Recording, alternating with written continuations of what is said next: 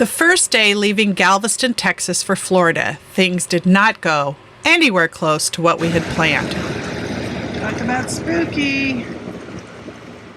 The fog rolled in while it was dark. Todd turned in a full circle and we just nosed in to the side of the channel because we could not see anything. I'm not a quitter, but this sucks rocks. Previously on Spoondrifter, we spent 3 years in a boatyard bringing our 40-year-old hurricane-damaged sailboat back to life. Todd, I, and 4 of our 10 kids knew nothing about boats when we started, but with time, we have repowered, re-rigged, and turned this boat into a home that's ready for the next big adventure before we sail to Florida and leave the U.S. for bluer waters. We left Galveston and anchored at Baffle Point in order to get an early start on what we knew would be a long day to our first official anchorage on this part of the trip. Taylor Outfall Bayou was 60 miles away in Port Arthur, and we knew that we probably weren't going to get there today. When we woke in the morning, we were distressed to see dense fog again. The advisory had said that it would burn off by 9 a.m., but as we waited, not so patiently, 9 a.m. stretched to 12:30 p.m., and then, like the flick of a switch, it was gone. The race. Think we can beat him? Think we can take him?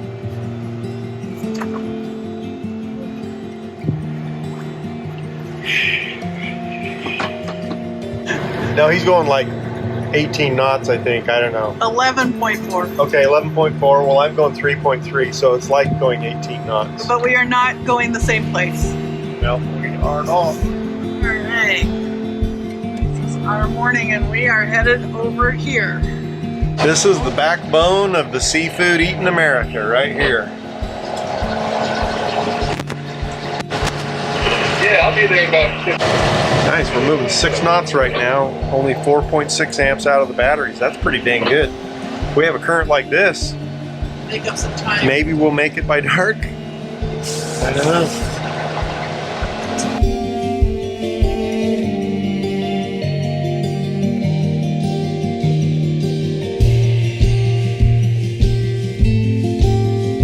A viewer who is a tug captain and sailor had reached out to us and told us about a spot about halfway to Taylor's Bayou that he felt we would be safe to stop for the night.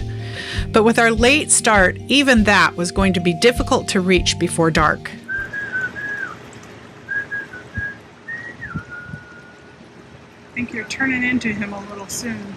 We pushed on in the dark and were only a few miles from our destination when the fog started closing in. Talk about spooky.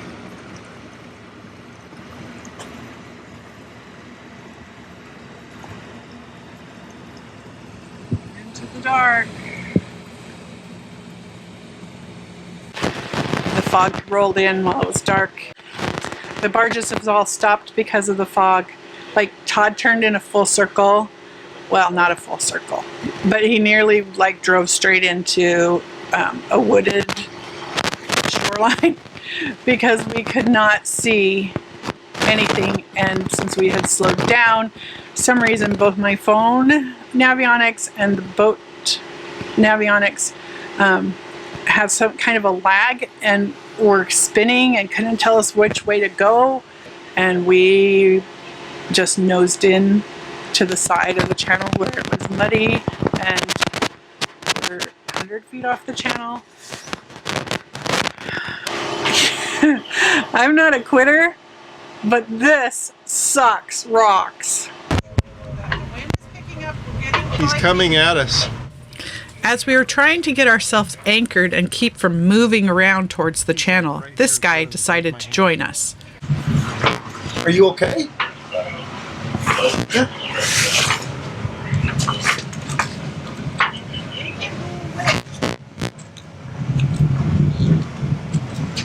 Okay. All right, Mom says go away. There you go.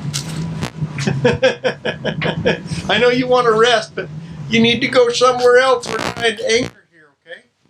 Come on, buddy. Come on. He won't leave.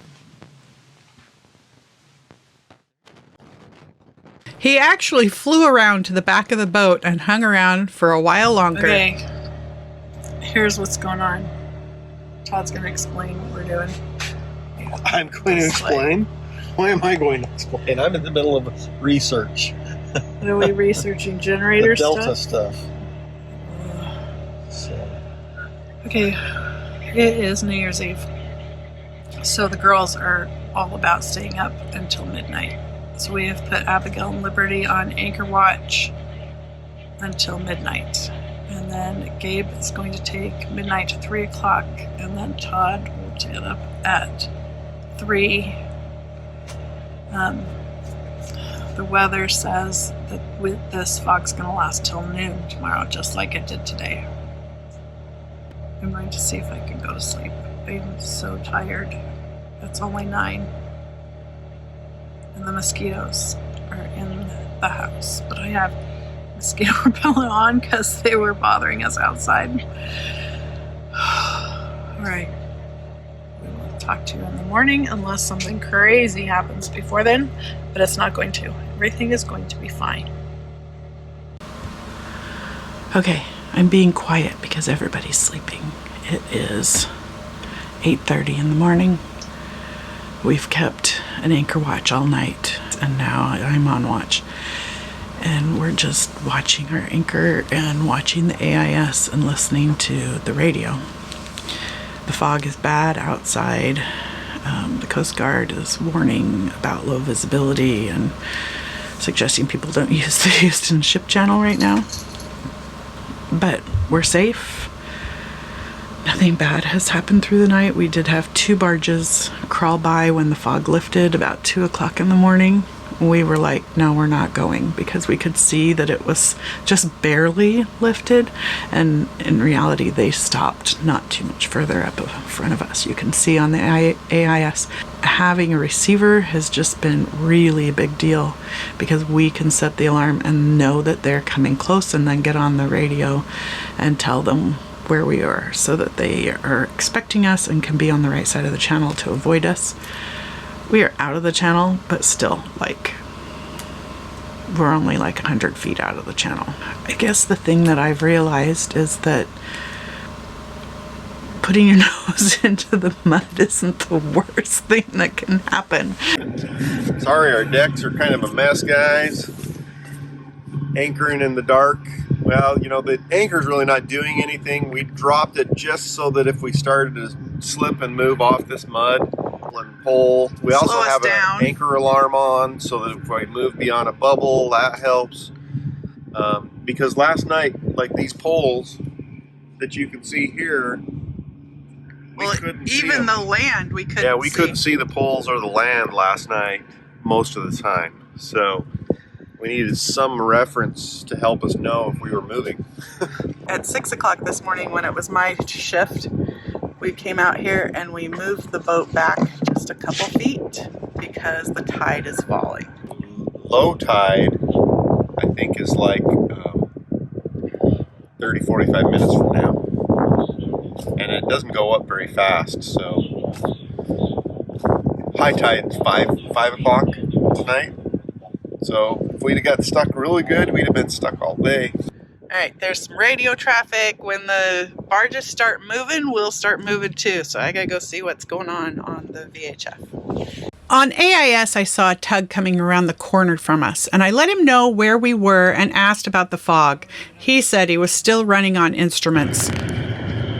He said he was going to slow down so he didn't push us around too much, which is very, very nice of him.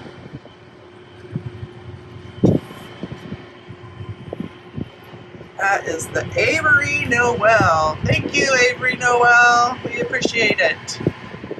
We weren't able to get moving until nearly noon once again, and the fog came in fast and heavy by 5 p.m. This necessitated another stop on the side of the channel. This time, we set out a stern anchor, as well as taking turns sitting up keeping watch. This night, the fog never lifted, so the tug stayed put. The next morning, the fog burned off a little faster, and we were hopeful that today we would make good time and arrive in Taylor Bayou before a storm that was due to be there by dark. think? You watching the bugs?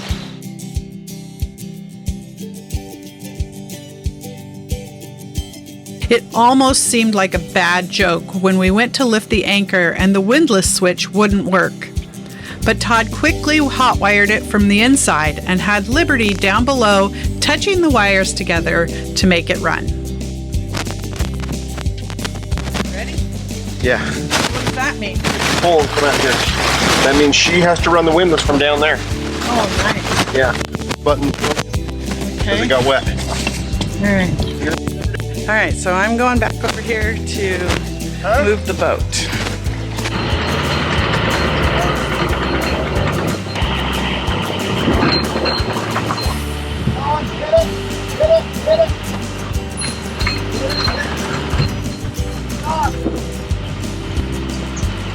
Okay, we have a small challenge. Our rudder indicator is completely out of whack. It's doing this.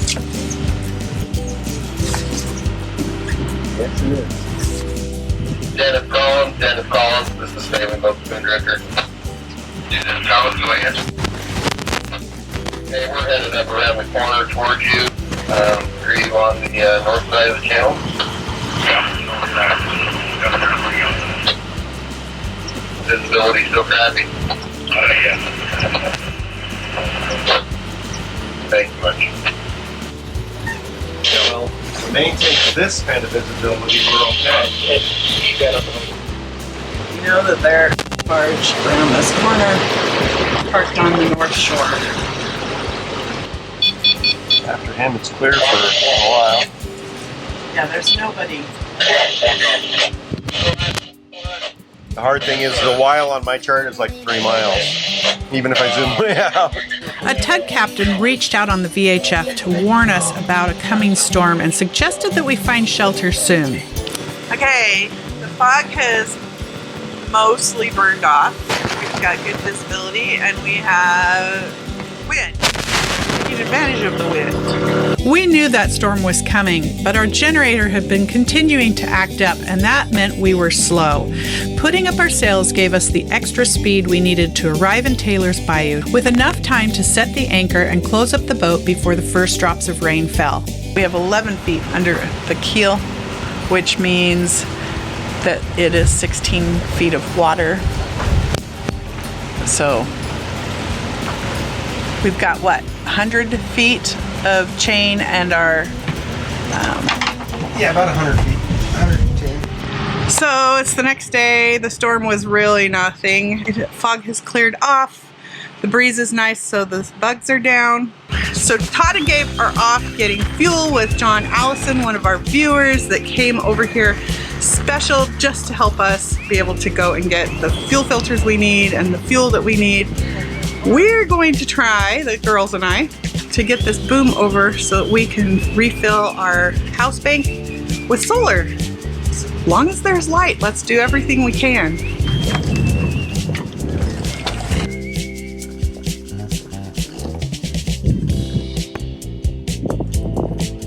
Lots of sunshine.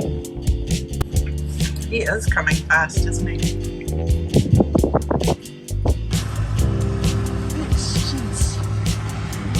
She's totally shaking. Is she just excited? She's like, I want to go. I want to go. What is that? Is that Dad? Okay, get ready to catch the line, Abigail.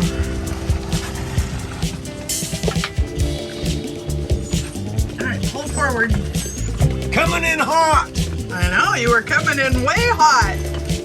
Well, you know, the motor never gets to run at a high RPM because it's always in a wakeless zone, so Right. it really needed to get some crap blown out of it. So soda is our go-to when we are driving all day for days. Stop it. Stop. That has the eggs in it. Hey, be careful. Do we have boudin? With boudin. Ooh. Is that like lunch or dinner? Or? Sure how the We put out a call on social media for anyone in the area who would be able to meet Todd and help him get to a gas station. We were so grateful to the viewers and friends who reached out and offered their help. Well, I'd come out there, but I think that the screen is protecting me really nicely right now. from the mosquitoes. Are you saying that you're in jail, or that I'm in the bug-infested environment that you don't want to have be shared with you? I don't want to come down up there with you. So I think I got the windlass switch working again. Oh, awesome. We found our old rubber cover. The rubber cover right here, because the new one that is only, what, a year old? Yeah. 2 years old, has already broken right there. You should get some bug spray on so you are not a giant mouse. I was thinking that I didn't want to stink, but then I realized I think I already do. So boudin, John says this is what the area is known for. Todd's gonna cook them up and eat it. We're actually not exactly sure how to cook it. If you just cook it like sausage. John says he doesn't eat the skin. So we'll like squeeze it out and fry it up like some sausage. We just gotta warm it up. I think it's all cooked. It just needs to be warmed. It smells good. So I'm excited to try this, John. Yeah. Todd loves trying new things. I like to try anything. It smells yummy. This is dang good, man. It's awesome. That is good stuff. Oh, I like that. Thank you very much, John. Well, what you up to? Private joke.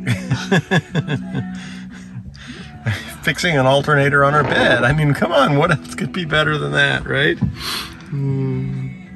This thing's been giving us trouble since we left Mud Island the day after we Yes. shipped out. Yes. So apparently on this alternator, I don't know, something must have went wrong inside, but this is the lead we use. We don't use this one. So this lead has to have power in order for this to work. Well, it doesn't work with this one. You have to short these two together and then it works. So if that doesn't sound sketchy, right? But I've talked to two alternator guys. They both looked it up and says yes. I don't know why they're like the same thing. They do the same thing in the alternator. He says, so yeah, you probably... We shouldn't have burned down the boat if we're doing that. Yep. So while Todd's been out running around figuring that out, I have a head cold.